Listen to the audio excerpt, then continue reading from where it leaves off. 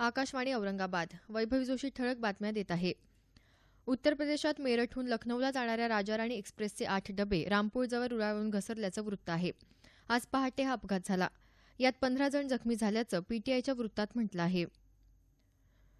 भारतीय नागरिक कुलभूषण जाधव यांना हेरगिरीच्या आरोपावरून पाकिस्तानच्या लष्करी न्यायालयानं फाशीची शिक्षा सुनावल्यानंतर भारत पाकिस्तानमधील संबंध ताणले जात असून भारतानं कठोर पावलं उचलण्यास सुरुवात केली आहे. जाधव यांच्यावरील आरोपपत्राची आणि निकालाची प्रमाणित प्रत देण्याची मागणी भारतानं केली आहे.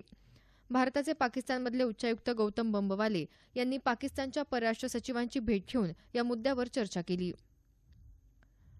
भारतीय जनता पक्षाच्या 2 दिवसीय राष्ट्रीय कार्यकारिणीला आजपासून भुवनेश्वर इथं सुरुवात होणार आहे.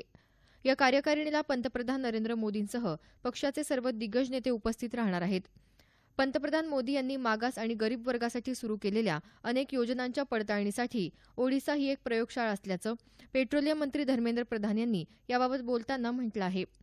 ओडिशामध्ये येत्या काळात होणार असलेल्या विधानसभा निवडणुकीसाठीची रणनीतीही यावेळी तयार करण्यात येणार आहे.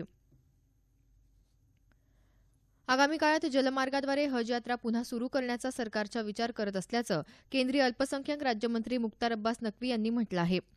मुंबईतल्या हज हाऊस इथं हज 2017 संदर्भात आयोजित एका प्रशिक्षण कार्यक्रमात ते बोलत होते. हज यात्रेकरूंना जलमार्गाद्वारे अरबच्या जेद्दा शहरात पाठवण्याच्या पर्यायाचा हज धोरण 2018 ठरवण्यासाठी स्थापन करण्यात आलेल्या उच्चस्तरीय समितीद्वारे विचार केला जात असल्याचं ते म्हणाले.